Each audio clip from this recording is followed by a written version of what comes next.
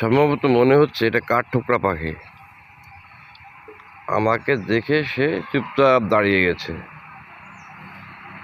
চিন্তা করতেছে যে কি করবে।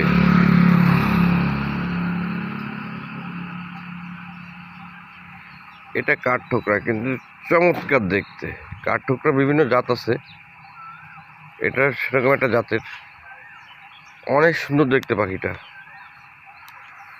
কিউট একটা পাখি, অনেক কিউট, অনেক কিউট পাখির, অনেক কিউট।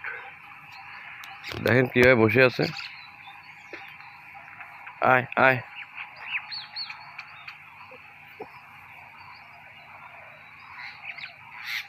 দেখছেন কত কিউট পাখিটা।